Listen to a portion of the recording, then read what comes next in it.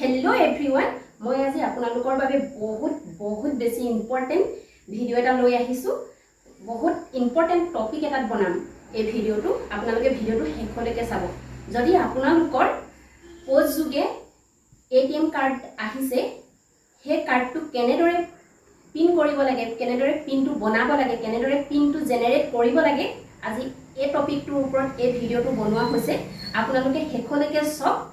এটো বহুত বেছি ইম্পৰ্টেন্ট আৰু বহুতে পিন কেনেদৰে বনাব লাগে হেতু নাজানে, যাৰ তাৰ সহায় লব লগা হয়। গতিকে এই ভিডিওটো চাই আপোনালোকে খুব সহজে কেনেদৰে SBI ATM ৰ পিন বনাব লাগে আপোনালোকে চাই লব। বলক ভিডিওটো তেতিয়াহলে আৰম্ভ কৰো। আপোনালোকে পিনটো বনাবৰ কাৰণে প্ৰথমতে লাগিব আপোনালোকৰ পাছবুকত থকা নাম্বাৰটো, একাউণ্ট নাম্বাৰটো। নেক্সট আপোনালোকৰ এই SBI ATM টো লাগিব আৰু লগত লাগিব আপোনালোকৰ মোবাইলটো নাম্বাৰটো আৰু যেটো এই পাছবুকটোৰ লগত ৰেজিষ্টাৰ হৈ আছে সেই মোবাইলটো লাগিব আৰু লগতে ইয়াত থকা ফোন নাম্বাৰটো আপোনালোকক লাগিব। কাৰণ এটো ফোন এই কাৰণে লৈ যাব লাগিব যে আপোনালোকে ইয়ালৈ OTP আহিব আৰু এই OTP টো আপোনালোকে তাত পিন কৰিব লাগিব। বলক তেতিয়া আপোনালোকে ওচৰে পাজৰে থকা যিকোনো SBI ATM এটালৈ যাওক। মই মোৰ এই ওচৰতে থকা SBI ATM টোলৈ আহিছো আৰু এই ATM টোত হুমায়ে মই প্ৰথমতে ইয়াত কাৰ্ডটো হুমাই দিম এনেকৈ আৰু ইয়াত লেখা আছে do not remove Euro card.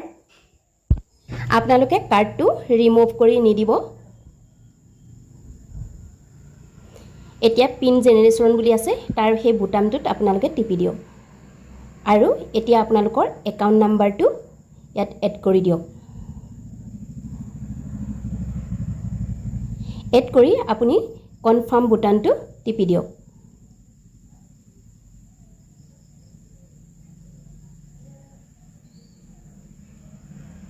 Confirm বুটামটো tipper পিছত এতিয়া আপুনি মোবাইল নাম্বাৰটো এড কৰি কনফাৰ্ম কৰি দিয়ক।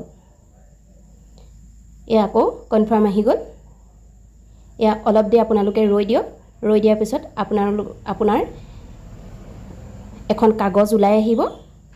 এনেদৰে কাগজ এখন ওলাই আহিব আৰু এতিয়া আপোনালোকৰ প্ৰথম প্ৰচেছটো হৈ গৈছে। এতিয়া আপোনাৰ মোবাইললৈ এইদৰে এটা ৱৰ্ডত OTP আহিব আৰু এই OTPটোৱে আপুনি গৈ পিনি তাত পিন কৰিব লাগিব। এতিয়া আপুনি কাৰ্ডটো আকৌ হুমুৱাই আপুনি ভাষাটো সিলেক্ট কৰি লওক। এয়া ভাষাটো আপুনি সিলেক্ট কৰি লওক। এতিয়া মই কৰি লৈছোঁ ইংলিছ।